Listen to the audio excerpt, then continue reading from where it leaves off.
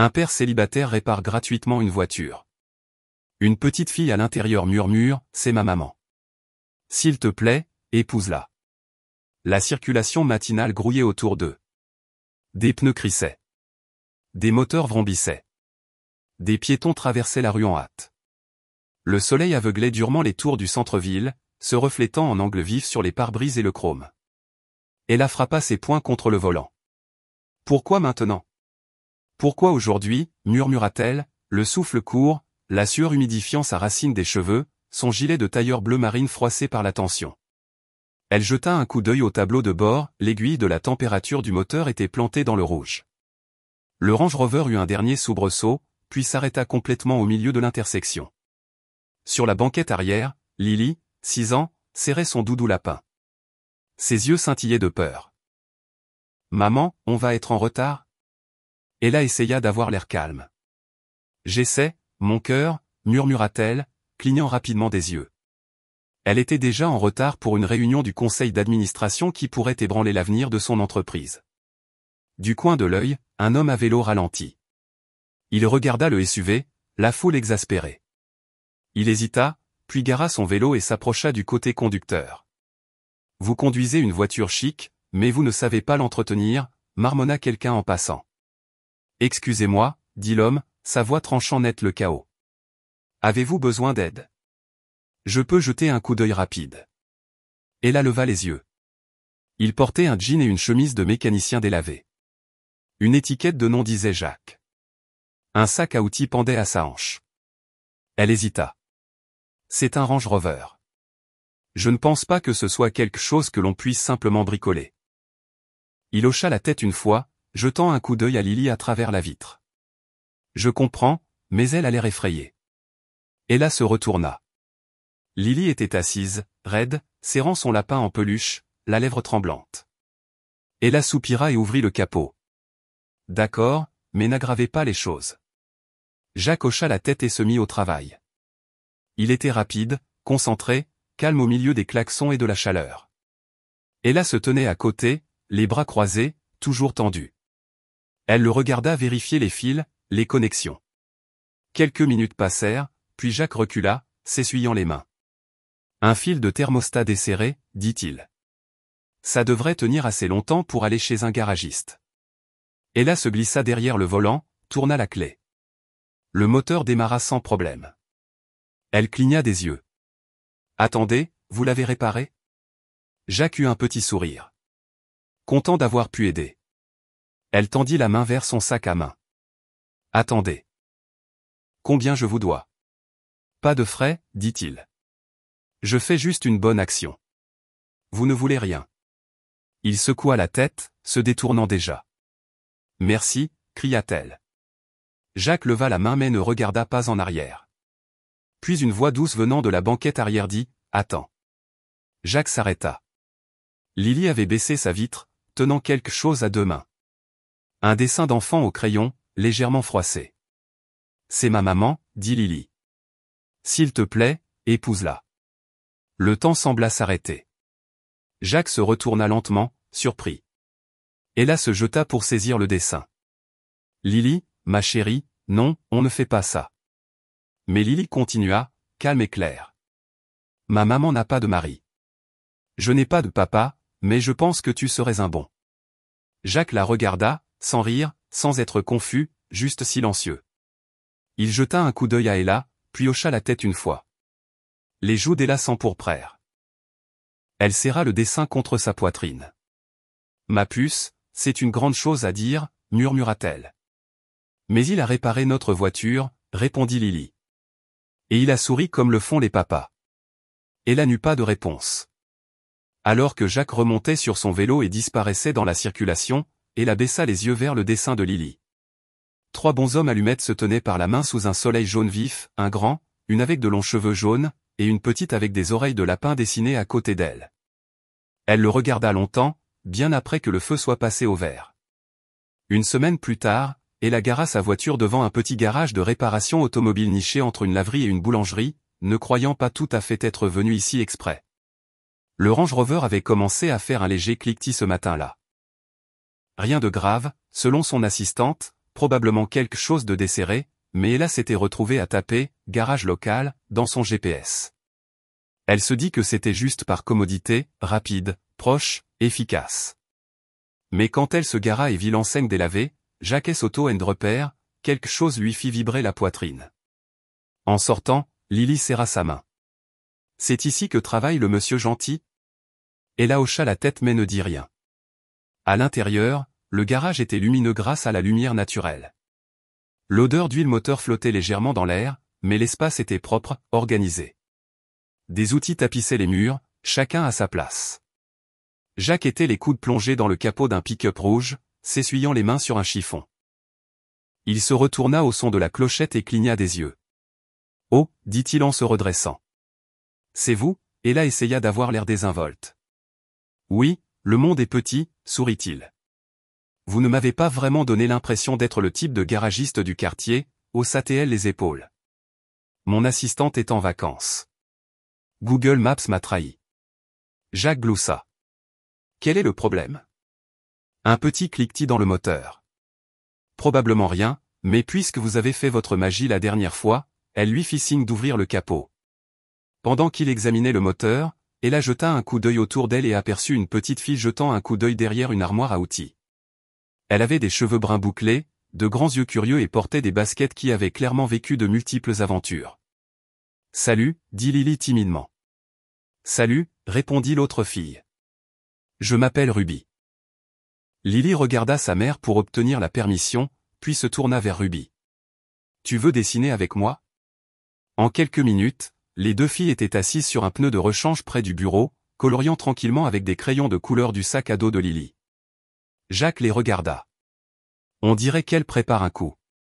Elle a eu un petit sourire. Plus probablement qu'elle complote la paix mondiale avec des paillettes. Il rit doucement et se remit au travail. Par chaleur desserrée, facile à réparer. Pendant qu'il travaillait, Ella se surprit à l'observer. Il y avait une douceur dans ses mouvements. Rien de pressé, rien de forcé. Il n'était pas ce qu'elle attendait d'un mécanicien, ni même d'un homme. Il n'y avait pas de bravade, juste de la concentration. Quand il eut fini, il referma le capot et s'essuya à nouveau les mains. « Vous êtes prête à partir ?» Elle ouvrit son sac à main. « Au moins, laissez-moi vous payer cette fois. » Il hésita. « Et si on prenait un café à la place ?» demanda-t-il. « Un jour, vous savez. » Sans pression. Ella cligna des yeux. Ce n'était pas une phrase de flirt. C'était simple, honnête, respectueux. « J'y penserai » dit-elle. Et Jacques se contenta de sourire alors qu'elle remettait Lily dans le SUV. Elle remarqua quelque chose d'étrange sur la banquette arrière. Un petit sac plastique soigneusement noué était posé à côté de la boîte de crayons de Lily. « Qu'est-ce que c'est » murmura-t-elle en l'ouvrant. À l'intérieur se trouvait une paire de minuscules baskets blanches, fraîchement lavées et lacées de rose, de la taille exacte de Lily. Lily se pencha pour regarder. « Elles sont comme celles de Ruby » dit-elle joyeusement. Les yeux d'Ella s'écarquillèrent. Elle se tourna pour regarder Jacques, qui retournait déjà à l'intérieur, sans rien dire. Il n'en avait pas parlé, ne les lui avait pas donnés, les avait juste laissés là. Elle se souvint soudainement comment l'un des lacets de Lily s'était effiloché ce matin-là, comment Jacques avait brièvement baissé les yeux en s'accroupissant à côté de la voiture, comment les chaussures de Ruby avaient l'air propres, bien entretenues, clairement pas neuves, mais soignées. Ella déglutit difficilement. C'était un si petit geste, silencieux, attentionné et complètement inattendu. Elle s'assit derrière le volant et marqua une pause avant de démarrer la voiture. Lily se pencha en arrière sur son siège, agitant joyeusement les pieds. « Maman » dit-elle. « Je crois que Ruby et moi allons être les meilleurs amis du monde. » Ella regarda dans le rétroviseur et vit les deux petites baskets posées à côté de sa fille. « Je pense que peut-être, » dit-elle doucement. « Vous pourriez bien. » Le café était petit, niché entre une librairie d'antiquités et un fleuriste. Il n'y avait que 6 tables, des chaises dépareillées, et l'odeur de cannelle et de grains torréfiés flottait dans l'air. Par un jour plus calme, il serait passé inaperçu, mais pour Ella, c'était l'endroit idéal pour baisser sa garde. Jacques lui tint la porte alors qu'elle entrait, et un instant elle eut l'air déplacée dans son blazer impeccable et sa blouse en soie, mais ensuite elle sourit, un sourire doux et fatigué, et soudain elle parut humaine. Pas la PDG, pas la femme en talons qui dirige une pièce, juste une maman, juste une femme. Ils s'assirent près de la fenêtre. Dehors, le ciel se grisait, annonçant la fin de l'automne. Jacques remua lentement son café. Ella serrait la sienne à deux mains. Vous n'étiez pas obligé de venir, dit-elle doucement. Je sais, répondit-il. Mais je le voulais. Elle hésita. Je ne fais pas ça d'habitude. Moi non plus. Un silence s'installa entre eux, pas gênant, mais hésitant, comme deux personnes ne sachant par où commencer. Puis Jacques s'éclaircit la gorge. Je suppose que si nous allons être amis, ou quoi que ce soit d'autre, il est juste que je vous dise pourquoi je me promène avec une acolyte de 6 ans et que je ne mentionne jamais sa mère. Ella hocha la tête, ses doigts se serrant légèrement autour de la tasse. Elle s'appelait Rachel, commença Jacques. Nous étions les amours de lycée. Elle est tombée enceinte jeune, ça nous a fait une peur bleue à tous les deux, mais nous étions amoureux. On s'est mariés. C'était serré, l'argent, le temps, mais on s'en est sorti. Il marqua une pause, fixant sa tasse. Quand elle a accouché de Ruby, il y a eu des complications. Je lui tenais la main un instant, et l'instant d'après il l'a précipitée en chirurgie. Elle n'a pas survécu. Le souffle d'Ella se coupa. Jacques leva les yeux. J'ai tenu Ruby 5 minutes après sa naissance, et j'ai enterré Rachel 2 jours plus tard. Il n'y avait pas de drame dans sa façon de parler, juste un chagrin silencieux, vieilli et usé par des années à le porter. J'ai essayé de retourner travailler. J'étais dans l'ingénierie, mais je ne pouvais pas laisser Ruby. Je ne pouvais pas quitter la maison. Certains jours, j'ai juste tout laissé tomber. J'ai fini par réparer des voitures dans un garage loué et élever une petite fille avec des sandwichs au beurre de cacahuètes et des dessins animés. Ella ne parla pas pendant un moment. Ses yeux brillaient. Finalement, elle murmura, elle serait fière de vous. Jacques offrit un petit sourire reconnaissant. Certains jours, je le crois. Ils restèrent de nouveau silencieux. La serveuse apporta des recharges sans qu'on le lui demande. Puis Ella leva les yeux, sa voix douce mais ferme. J'ai été marié aussi. Jacques attendit. Il était parfait sur le papier, riche, intelligent, le fils du partenaire commercial de mon père. Nous étions un couple de pouvoir, disaient les gens, jusqu'à ce que je tombe enceinte. Le front de Jacques se plissa. Il ne voulait pas du bébé. Il voulait le contrôle, dit-elle. Il voulait une femme qui ralentirait. Il a commencé à voir quelqu'un d'autre avant que je n'atteigne mon 3e trimestre. Quand je l'ai découvert, il a dit que j'étais trop émotive, que je gâchais tout. Puis il l'a rendu public, a demandé le divorce, l'a divulgué à la presse. Les tabloïds se sont déchaînés. Jacques grimaça. C'est brutal. J'ai accouché alors que les médias étaient campés devant mon appartement, dit-elle, un rire amer dans la gorge. J'étais humilié, seul. Mais j'avais Lily, et d'une certaine manière, cela a fait disparaître tout le bruit. Jacques hocha la tête, les yeux fermes. J'ai travaillé de chez moi, j'ai reconstruit mon nom, mon entreprise. Je n'ai pas eu le temps de pleurer ou d'être en colère. Je suis juste devenu une machine. Vous ne me semblez pas être une machine. Elle le regarda, surprise.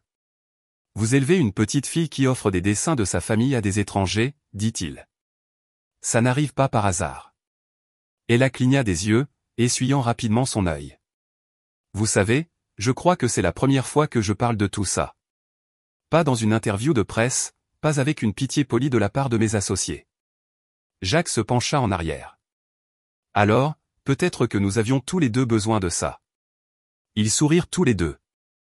L'atmosphère changea. Quelque chose s'ouvrit entre eux. Un espace tranquille où la douleur n'était plus un fardeau, mais un pont. Dehors, la pluie commença à frapper légèrement contre la vitre. Ella regarda dehors et dit doucement, « Lily vous a beaucoup dessiné ces derniers temps. » Jacques rit, un son grave et authentique. Ruby a demandé quand elle pourrait faire une soirée pyjama avec l'autre fille qui mange des carottes. Bizarre. Ella rit aussi, le son les surprenant tous les deux. C'était le genre de rire qui guérit. Ella n'entendit pas les sanglots au début, juste le léger bruit des pas de Lily dans le couloir, la porte de la chambre grinçant en se refermant, puis le silence. Elle trouva sa fille recroquevillée sur le lit, son doudou lapin serré fort, le visage enfoui dans l'oreiller. « Ma chérie », Ella s'assit doucement, brossant des mèches dorées de la joue de Lily. « Qu'est-ce qui s'est passé ?» Les épaules de Lily tremblaient de larmes silencieuses. Ils ont dit que je n'avais pas de papa, murmura-t-elle. Ils ont ri. Ils ont dit que je n'étais pas normal. Le cœur d'Ella se brisa en un instant.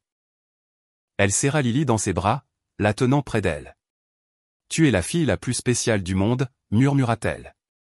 Ses enfants se sont trompés. Mais non, dit Lily en reniflant.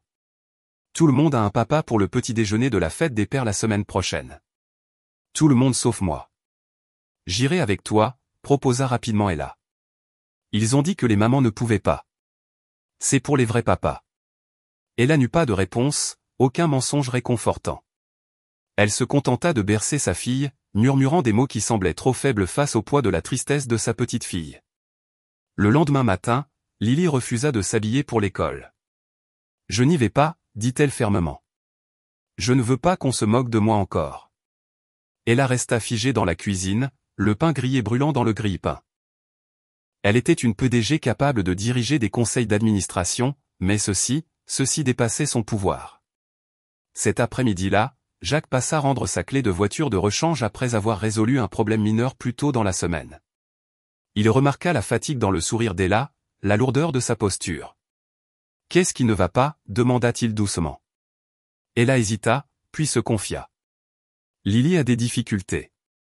Des enfants l'ont taquinée parce qu'elle n'avait pas de papa. Il y a ce truc de la fête des pères à l'école et elle ne veut pas y aller. » L'expression de Jacques s'assombrit. « Je suis désolé. Aucun enfant ne devrait ressentir ça. » Ella hocha la tête. « Je ne sais pas comment améliorer les choses. » Jacques n'offrit pas de conseil. Il leva les yeux vers la fenêtre de la chambre de Lily, puis dit tranquillement au revoir. Cette nuit-là, bien après que les lumières se soient éteintes dans leur rue tranquille, Jacques se rendit à l'école. Il portait un morceau de papier plié, dessiné à la main avec des marqueurs de couleur, et le scotcha soigneusement au mur près de l'entrée de l'école. En haut, il y avait un dessin au crayon d'une fille tenant la main d'un grand homme et d'un doudou lapin. En dessous, en lettres majuscules colorées, il était écrit « Lily est la fille la plus courageuse que je connaisse de la part de son fier second papa ». Au matin, les élèves commencèrent à se rassembler autour de la note. Certains souriaient, certains montraient du doigt. Les enseignants hochaient la tête, murmurant doucement. Quand Lily arriva, la tête baissée, elle ne leva presque pas les yeux jusqu'à ce qu'une fille accourt. « Lily, c'est ton papa qui a dessiné ça ?»« Ce n'est pas mon vrai papa, » marmonna-t-elle. Une autre fille rayonna.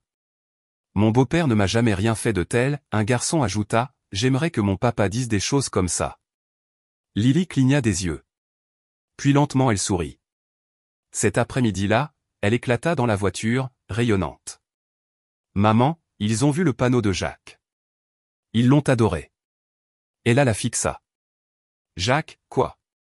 Il m'a fait un panneau avec un dessin. Il l'a mis sur le mur.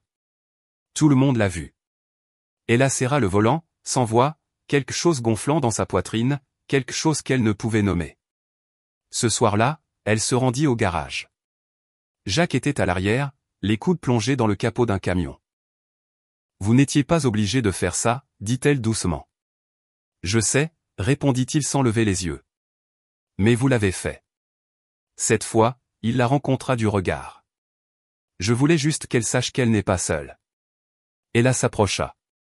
Elle a souri aujourd'hui pour la première fois depuis des jours. Jacques haussa légèrement les épaules. Elle le méritait. Il y eut une pause. Pas gênante, juste pleine de sens. La voix d'Ella baissa. Ça a signifié plus que, vous savez, pas seulement pour elle, pour moi. Ils restèrent silencieux. Non pas comme des amants, non pas comme quelque chose de défini, mais comme deux personnes liées par quelque chose de plus doux, quelque chose qui ne criait pas, une sorte d'amour dessiné au crayon, éclairé par la douce lueur du matin. Le parc s'étendait dans des couleurs chaudes, le soleil de fin d'après-midi projetant de longues ombres, une brise bruissant dans les arbres. Des rires résonnaient du terrain de jeu voisin tandis que Jacques déballait une modeste glacière de l'arrière de son camion. Ella posa une couverture à carreaux sous un grand chêne. Ruby et Lily filèrent autour d'eux, les bras chargés de snacks et de jus de fruits. « N'oubliez pas les guimauves » cria Ruby. « Elles sont à côté de la limonade » dit Jacques, souriant tandis que ses yeux rencontraient ceux d'Ella. Ils détournèrent tous les deux rapidement le regard, le genre de regard qui contenait quelque chose de non dit. Cela avait commencé comme une simple idée. Ruby voulait un pique-nique. Lily supplia de se joindre à elle, et Ella, prise au dépourvu par la pensée du sourire tranquille de Jacques, avait dit oui. Jacques apporta le grill. Et maintenant, les voilà. Le charbon de bois couvait pendant que Jacques grillait les hot-dogs. Ella aida les filles à construire des tours de biscuits avec des crackers Graham et des pépites de chocolat. Chaque fois que l'une s'effondrait, les filles éclataient de rire ravies. Je ne l'ai pas entendu rire comme ça depuis des semaines, dit Ella, regardant Lily avec un sourire barbouillé de chocolat. Elle avait juste besoin d'une raison, répondit Jacques. Ils s'assirent côte à côte sur la couverture, un espace confortable grandissant entre eux. Pas encore romantique, pas défini, mais quelque chose de doux et de présent. Après le dîner, les filles s'éloignèrent en courant pour faire voler un cerf-volant. Jacques commença à nettoyer le grill. Je vais aider, offrit Ella, tendant la main vers un plateau. Elle grimaça. Chaud, dit Jacques, s'approchant d'elle. Laissez-moi voir. Ce n'est rien, commença-t-elle, mais sa paume était déjà rouge. Il lui prit doucement le poignet. Ça va picoter un peu. Il ouvrit sa glacière et en sortit une bouteille d'eau froide. Tandis qu'elle s'asseyait, il la versa délicatement sur sa main, puis la tamponna avec une serviette en papier pour la sécher. Sans réfléchir, il se pencha et souffla doucement sur la brûlure, comme un père le ferait pour un enfant. Ella leva les yeux vers lui. Jacques se figea, réalisant ce qu'il avait fait. Désolé, je fais ça avec Ruby. Ella ne se retira pas. Sa main tenait toujours la sienne. Leurs yeux se rencontrèrent, le moment s'étira entre eux, silencieux, plein. Puis les rires des filles revinrent et ils s'éloignèrent l'un de l'autre. Alors que le ciel s'assombrissait et que les filles couraient après les lucioles, Ella aida Jacques à ranger le camion. Lily a demandé si vous et Ruby vouliez venir à la maison un de ces jours, dit-elle. Il la regarda. Oui, juste un dîner et peut-être des biscuits. Vous m'avez eu avec les biscuits. Ce vendredi, Jacques arriva chez Ella, tenant la main de Ruby et une tarte un peu bancale. Ruby a fait la majeure partie, dit-il. La maison était chaleureuse, habitée. Les dessins de Lily remplissaient le réfrigérateur. Des animaux en peluche dépassaient de derrière les coussins du canapé. À l'intérieur, les filles s'étaient données à fond. Une cabane en couverture s'étendait dans le salon. Des lumières scintillantes clignotaient sur les lampes. Des cœurs en papier pendaient des murs. Bienvenue au dîner de l'amour, annonça Lily. Pas de baiser avant le dessert, Lily, halta Ella. Jacques gloussa. Ça me semble juste. Le dîner fut simple, spaghettis, salade et trop de graissins. Les filles portaient des bandeaux assortis et racontaient des blagues toc-toc qui n'avaient aucun sens. Jacques et Ella écoutaient simplement. Leur rire était doux entre eux. Après le dîner, les filles rampèrent dans la cabane avec un dessin animé en fond. Ella tendit une tasse de thé à Jacques. Ils s'assirent côte à côte sur le sol. Vous avez construit quelque chose de magnifique ici, dit-il. Je suis toujours en train de comprendre, répondit-elle. Certains jours, ça ressemble à une mosaïque. Une mosaïque tient toujours. Elle le regarda, son sourire petit et vulnérable. Je ne m'attendais jamais à quelqu'un comme vous, ajouta-t-il. Moi non plus, murmura-t-elle. Jacques tendit la main et lui toucha la main. Cette fois, elle ne se retira pas. Leurs doigts restèrent là, posés ensemble dans l'espace tranquille de la possibilité. Et pour la première fois depuis longtemps, aucun n'eut besoin de parler pour sentir ce qui commençait. Cela commença par un coup. Pas fort, pas pressé, mais ferme, contrôlé. Le genre de coup qui demandait plus qu'une simple entrée. Il demandait de l'attention. Jacques s'essuya les mains sur un chiffon et sortit du garage, s'attendant à un client. Au lieu de cela, il trouva une femme vêtue d'un manteau camel ajusté, des perles autour du cou, et une posture aussi raide que le marbre. Ses cheveux argentés étaient tressés en un chignon parfait. Derrière elle, une berline noire attendait sur le trottoir. « Vous êtes Jacques » demanda-t-elle froidement. « Oui » dit-il. « Puis-je vous aider ?»« Je suis Margaret Whitmore, la mère d'Ella. » Jacques marqua une pause. « Enchanté de vous rencontrer, Madame Whitmore. J'aimerais pouvoir en dire autant. » Elle jeta un coup d'œil au modeste garage, peu impressionnée. « Pouvons-nous parler en privé ?»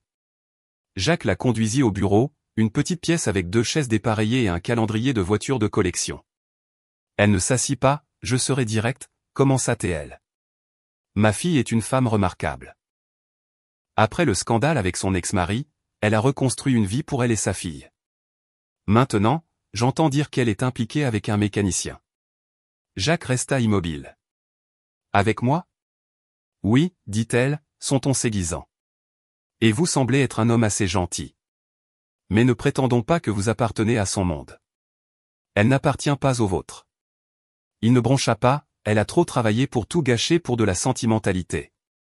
Quelle que soit l'affection que Lily a pour vous, je suis sûr qu'elle est appréciée. Mais ceci, quoi que ce soit, doit cesser. La mâchoire de Jacques se serra, mais il resta silencieux.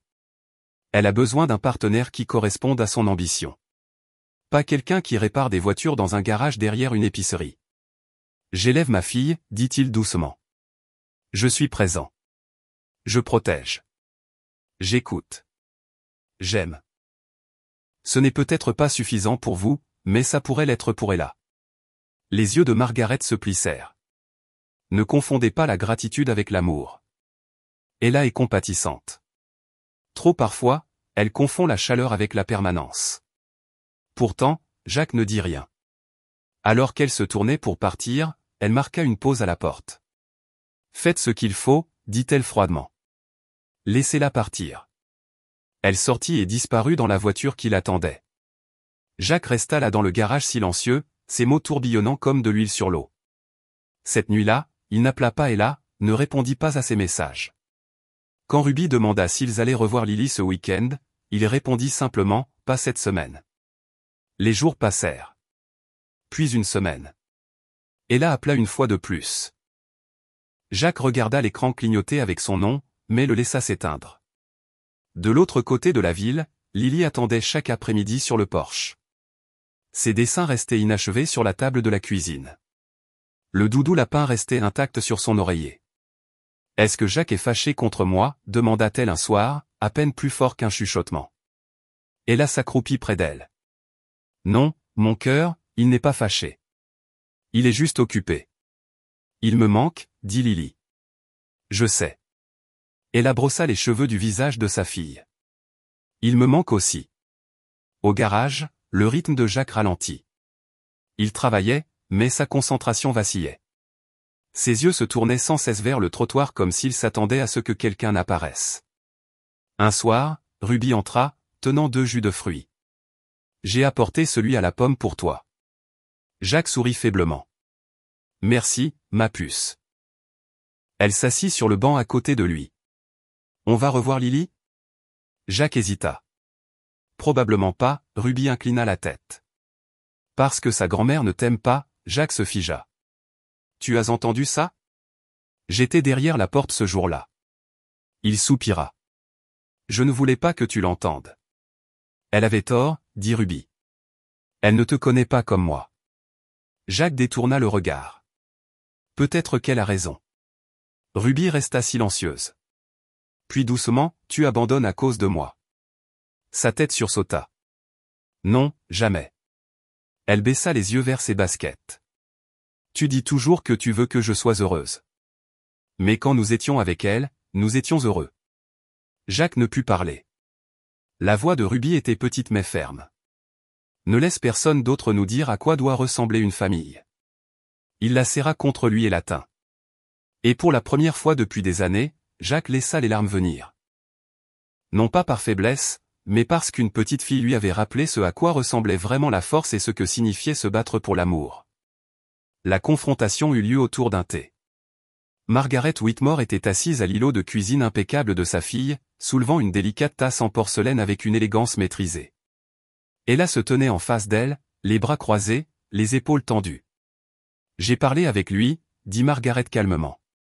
Le mécanicien. Le cœur d'Ella se serra. Je lui ai demandé de s'éloigner pour ton propre bien. Les doigts d'Ella se recourbèrent légèrement sur le comptoir en marbre. Et il l'a fait ? Margaret hocha la tête comme si c'était une victoire. Ella détourna le regard, la mâchoire serrée. Vous n'aviez aucun droit. J'avais tous les droits, claqua Margaret. Tu n'es pas une adolescente insouciante, Ella. Tu es une mère. Tu diriges une entreprise. Tu n'as pas le droit de gâcher ta vie par sentimentalisme. La voix d'Ella baissa. Il n'est pas du sentimentalisme, mère. Il est gentil. Il est stable. Il est présent. Il répare des voitures. Il répare plus que ça, dit Ella, sa voix montant maintenant. Il a réparé le cœur de ma fille quand je ne le pouvais pas. Il a réparé le mien, et je ne savais même pas qu'il était brisé. La bouche de Margaret se pinça. Tu mérites plus. Non, dit Ella fermement. Ce que je mérite, c'est quelqu'un de bien, qui aime sans ego, qui s'agenouille sur une couverture de pique-nique pour souffler sur une brûlure sans réfléchir, qui m'écoute quand je parle et ne me demande jamais de me rapetisser pour m'adapter à lui. L'expression de Margaret vacilla. Je n'ai pas besoin d'approbation. J'ai besoin de partenariat. Et Lily, elle a besoin d'un père, pas d'un CV. Margaret prit une inspiration, sur le point de parler à nouveau, mais Ella la coupa. Vous m'avez toujours dit d'être forte, dit-elle. Alors laissez-moi être forte maintenant. Laissez-moi choisir avec qui je veux vivre cette vie. Laissez-moi choisir le bonheur. Le silence tomba entre eux. Puis Ella se retourna et s'éloigna. Elle ne s'arrêta pas de bouger, attrapant son manteau, enfilant ses chaussures plates, ses clés à la main. Lily était chez une amie pour une soirée pyjama, et la maison semblait trop silencieuse. En ouvrant la porte d'entrée, ses yeux se posèrent sur quelque chose sur le paillasson, un morceau de papier de construction plié. Elle s'agenouilla, le ramassa et l'ouvrit lentement. À l'intérieur se trouvait un dessin au crayon, 4 bonshommes allumettes se tenant par la main sous un ciel de gribouillis bleu et un soleil jaune. 2 petites filles en robe. Un grand homme aux cheveux bruns. Une femme blonde en talons. Écrit en coin dans 2 écritures différentes, les mots « Nous avons déjà une famille ». Lily et Ruby. La gorge d'Ella se serra. Elle serra le dessin contre sa poitrine, les larmes montaient, rapides et abondantes. Elle ne les essuya pas. Elle ne les arrêta pas. Elle courut. Le ciel s'ouvrit alors qu'elle arrivait sur le parking devant le garage de Jacques. La pluie tombait en lourdes averses obliques. Les lumières à l'intérieur étaient éteintes. Elle sortit quand même. Elle se tint près des portes closes, trempée en quelques secondes, les bras croisés, le cœur battant. Un instant, elle pensa partir, mais quelque chose, la voix de Lily, le rire de Ruby, les mains calmes de Jacques, l'ancra au sol. Alors, elle attendit, 10 minutes, 20, 1 heure. Puis, la porte grinça. Jacques se tenait là, encadré par les ombres et une lumière chaude. Ses yeux s'écarquillèrent quand il la vit. Ella ne put parler. La pluie coulait sur son visage, ses cheveux, ses mains, mais son regard ne vacillait pas. Il fit un pas en avant. « Tu es là, dit-il doucement. » Elle hocha la tête. « Je pensais, commença-t-il, mais elle leva doucement la main. « Je sais ce que vous avez fait, dit-elle. Je sais pourquoi vous êtes parti, mais je ne vous ai jamais demandé de me protéger comme ça. » Il la regarda, la douleur profondément gravée. « Je ne voulais pas rendre votre vie plus difficile. Vous étiez la seule partie qui la rendait plus facile. » Le souffle de Jacques se coupa. « Je vous ai choisi, murmura-t-elle, et je le fais encore. » Il s'approcha. La pluie entre eux se brouilla, s'adoucit. Ils n'étaient plus qu'à quelques centimètres l'un de l'autre. Plus de mots. Seulement des yeux qui avaient vu la douleur. Seulement des mains qui avaient tenu des enfants. Seulement 2 cœurs enfin assez courageux pour arrêter de fuir. Il ouvrit les bras. Elle tomba dans ses bras. Et sous la pluie battante, dans le silence de la nuit, Ella et Jacques se tinrent, non pas pour se réparer l'un l'autre, mais parce qu'ils l'avaient déjà fait. Le jardin derrière le garage de Jacques n'avait jamais servi à autre chose qu'à entreposer des vélos rouillés et des outils, jusqu'à présent. Ce matin-là, il s'était transformé. Des lumières scintillantes accrochées entre les poteaux de clôture, des chaises pliantes en rangées ordonnées, des bocaux maçonnes remplis de fleurs sauvages, une arche en lin blanc ondulait doucement dans la brise. Ce n'était pas grandiose, mais c'était parfait. Jacques se tenait sous l'arche, sa chemise impeccable, les mains jointes. Ruby se tenait à ses côtés dans une robe blanche et des baskets roses, serrant un petit bouquet. « Tu es nerveux, papa » murmura-t-elle. « Un peu » admit-il. « Elle va ressembler à une princesse. » Il sourit. « Elle l'est déjà. » Le doux son d'une guitare commença, jouée par un adolescent de la boulangerie voisine. Elle a apparu à la porte arrière du garage, ses cheveux blonds en une tresse lâche, sa robe fluide, élégante. Lily marchait devant, dispersant des pétales. Puis, ensemble, Lily et Ruby se tournèrent, souriantes. On a répété ça, murmura Lily. Main dans la main, les filles sautillèrent dans l'allée, jetant des pétales et criant « C'est ma maman, et maintenant tu es mon papa ». Les rires parcoururent la foule. La gorge de Jacques se serra. Les yeux d'Ella scintillaient. Quand elle l'atteignit, ils se joignirent les mains. Pas besoin de discours, juste la présence, juste l'amour. La cérémonie fut courte. Ils échangèrent des vœux sincères. « Je n'essaierai pas de te réparer, » dit Jacques. « Mais je serai là quand tu le feras toi-même. » Ella serra sa main. « Tu me vois, pas la PDG, mais la femme fatiguée et forte en dessous. Et tu l'aimes quand même. » Leur baiser a valu les applaudissements les plus forts de deux petites filles portant des couronnes de fleurs. Plus tard, alors que le soleil baissait à l'horizon, Jacques prit la main d'Ella et la conduisit derrière le terrain. Un drap blanc recouvrait quelque chose sous une bâche. « Ton cadeau de mariage, dit-il. Tu m'as offert une voiture, taquina Ella. Pas juste une voiture. Un rappel. » Il dévoila une coccinelle Volkswagen vintage couleur crème. Restaurée, polie, de petites marguerites peintes sur le côté. Mais ce furent les mots gravés sur le pare-choc qui lui coupèrent le souffle. Toute chose brisée peut redevenir entière, y compris nous. Ella toucha doucement les lettres. Je l'ai trouvée dans une casse, dit Jacques. Je pensais qu'elle était trop abîmée, mais elle m'a rappelé nous. Elle l'embrassa, pleine d'émotion.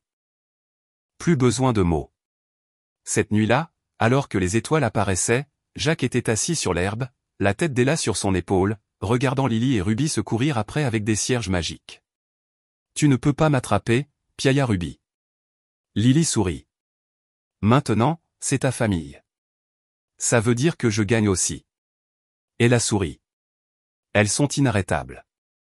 Jacques hocha la tête. Nous le sommes tous. Puis elle murmura, vous avez réparé plus que ma voiture ce jour-là. Vous avez réparé plus que ce que j'aurais jamais cru possible. Pas de conte de fées. Juste la vraie vie avec des cicatrices, des doigts brûlés, des dessins d'enfants et un courage tranquille. Et maintenant une famille entière. Si cette histoire vous touche, vous fait rire ou pleurer, ou vous rappelle que même les choses brisées peuvent être réparées, alors elle a fait exactement ce qu'elle était censée faire. Parce que parfois, la famille n'est pas une question de sang, mais d'amour, de patience et de courage pour tout recommencer. Abonnez-vous pour découvrir d'autres histoires vraies, touchantes et inspirantes. Et n'oubliez pas, même le plus petit acte d'amour peut changer le monde. En attendant, soyez toujours bienveillants, gardez toujours espoir et croyez toujours aux secondes chances.